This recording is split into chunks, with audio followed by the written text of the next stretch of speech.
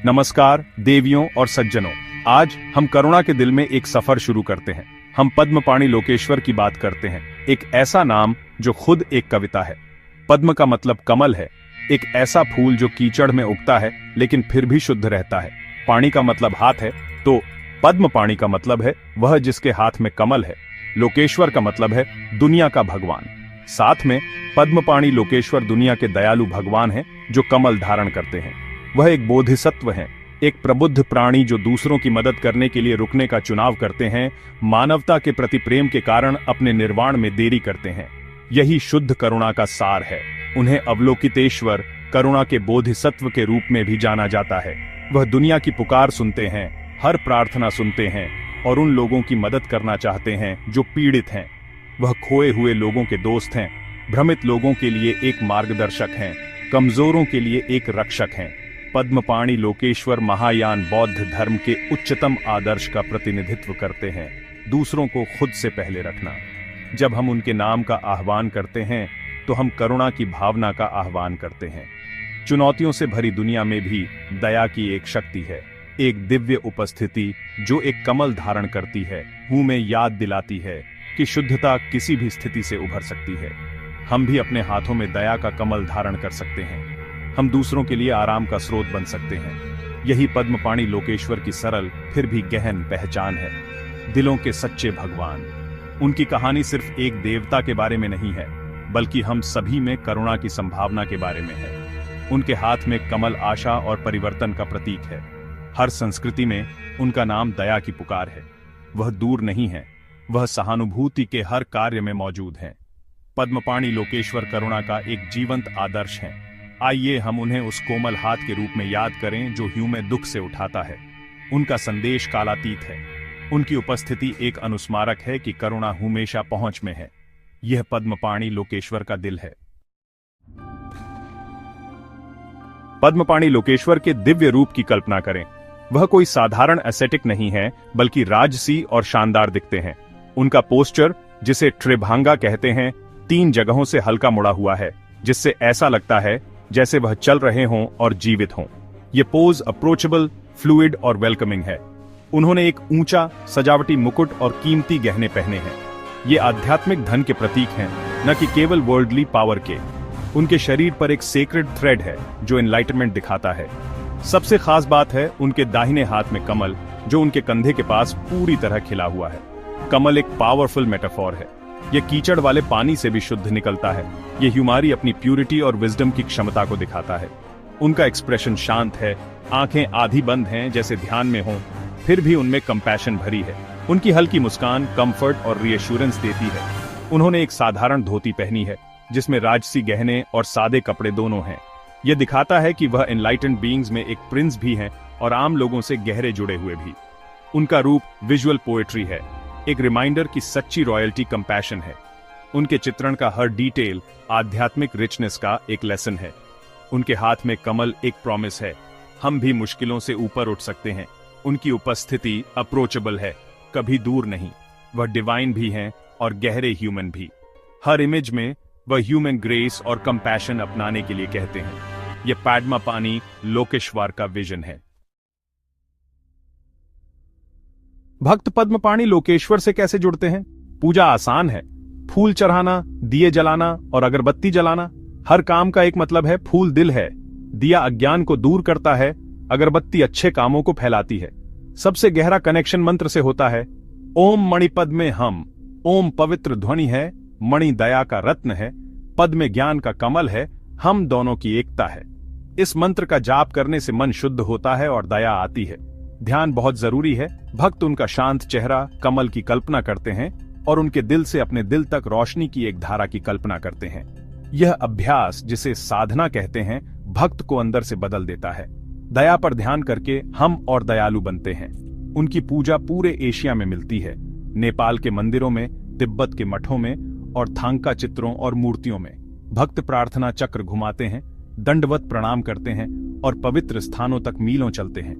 ये काम सिर्फ अपने फायदे के लिए नहीं, बल्कि सबके भले के लिए होते हैं। उनकी पूजा की सच्ची भावना निस्वार्थ प्रेम है। हर अनुष्ठान हमारे दिल खोलने की याद दिलाता है। उनका मंत्र और छवि अंदरूनी बदलाव के लिए साधन है। भक्ति के जरिए हम उनकी दया को अपनाते हैं। यह पद्मपाणि लोकेश्वर का रास्ता है। पद्मपाणि लोकेश्वर की कहानी पत्थर और रंगों में लिखी गई है, जो सदियों और महाद्वीपों तक फैली हुई है। भारत की प्राचीन गुफाओं से लेकर जापान के मंदिरों तक उनकी छवि कलाकारों और भक्तों को समान रूप से प्रेरित करती है। कला सिर्फ सजावट नहीं है, यह करुणा का एक दृश्य उपदेश है। भारत में उनकी कल्पना पाला राजवंश के दौरान फली फूली, जिसमें उत्कृष्ट विवरण वाली काले पत्थर की मूर्तियां थीं। सबसे प्रसिद्ध चित्रण एक पेंटिंग है, मूर्ति नहीं, एक उत्कृष्ट कृति जिसे हम जल्द ही देखेंगे। तिब्बत में वे चेनरेजिग हैं, संरक्षक देवता, और दलाई लामा को उनका जीवित अवतार माना जाता है। तिब्बती थांका उन्हें 1000 भुजाओं और आंखों के साथ दिखाते हैं, जो असीम सहायता और ज्ञान के प्रतीक हैं। ये कलाकृतियां ध्यान और आध्यात्मिक अभ्यास के लिए उपकरण हैं। चीन में वे ग्वानिन बन जाते हैं, दया की देवी, जो करुणा के सार्वभौमिक स्वरूप को दर्शाते हैं। चाहे मर्दाना हो या स्त्री, सार एक ही है, पोषण करने वाला प्रेम जो ठीक करता है। हर संस्कृति इस सच्चाई को व्यक्त करने का एक अनूठा तरीका ढूंढती है। उनकी विरासत इस बात का प्रमाण है कि कला दयालुता का एक कालातीत संदेश ले जा सकती है। सीमाओं और युगों के पार उनकी छवि लोगों को करुणा में एकजुट करती है।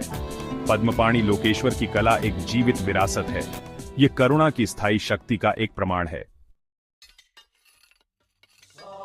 अब महाराष्ट्र भारत में अजंता गुफाओं पर चलते हैं।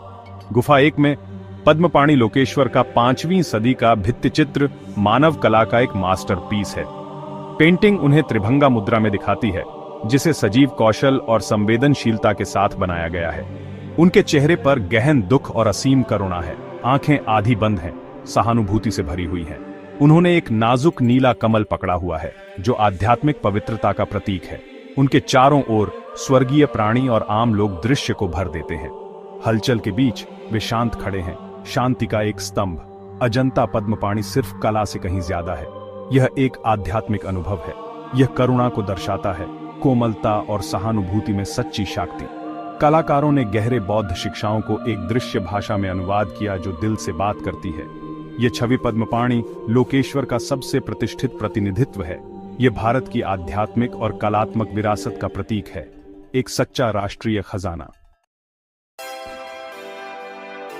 पद्मपाणि लोकेश्वर का हमारे लिए आज क्या मतलब है? आज की तेज तर्रार और तनाव भरी दुनिया में उनका संदेश पहले से कहीं ज्यादा जरूरी है। करुणा सिर्फ दया नहीं है, बल्कि दूसरों को महसूस करने और उनकी मदद करने की क्षमता है। यह दूरियों को मिटाती है, तुम्हें सुनने, समझने और सब में इंसानियत देखने को कहती है। दयालुता के छोटे छोटे काम, एक शब्द, एक मदद का हाथ, एक धैर्य से सुनने वाला कान, पूजा के मॉडर्न रूप हैं। अजंता में उनका शांत चेहरा ह्यूमे काओस के बीच भी मन की शांति सिखाता है। माइंडफुलनेस और मेडिटेशन ह्यूमे मजबूत बनाते हैं और मुश्किलों का सामना शांति से करने में मदद करते हैं। उनका शाही रूप ह्यूमे याद दिलाता है, आध्यात्मिक होने के लिए ह्यूमे दुनिया को त्यागने की जरूरत नहीं है। असली गहने दयालुता, दरियादिली, सब्र और समझदारी हैं। इन्हें अपनाकर हम दूसरों के लिए उम्मीद का जरिया बन सकते हैं। पद्मपाणि लोकेश्वर का संदेश ह्यूमे बेहतर इंसान बनने का बुलावा है। करुणा एक शांतिपूर्ण दुनिया की नींव है। उनकी शिक्षाएं हर किसी के लिए, हर दिन के लिए हैं। हम सब करुणा का कमल थाम सकते हैं। उनका उदाहरण ह्यूमे अंदरूनी शक्ति और बाहरी दयालुता की ओर ले जाता है। हर पल हम एम्पैथी चुन सकते हैं। यही आज पद्मपाणि लोकेश्वर की अहमियत है। उनकी रोशनी की अब पहले से कहीं ज्यादा जरूरत है। हम अपनी जर्नी के एंड तक पहुंच गए हैं। पद्मपाणि लोकेश्वर की कहानी होप की एक टाइमलेस लाइट है। इसका एसेंस सिंपल है, कंपैशन, करुणा। स्पिरिचुअलिटी हमारे हार्ट की क्वालिटी, हमारे लव और केयर करने की एबिलिटी के बारे में है। वे इस आइडियल के अल्टीमेट एम्बॉडीमेंट हैं। उनकी पावर एक कंपैशनेट हार्ट की पावर है, एक ऐसा हार्ट जो हील और ट्रांसफॉर्म कर सकता है।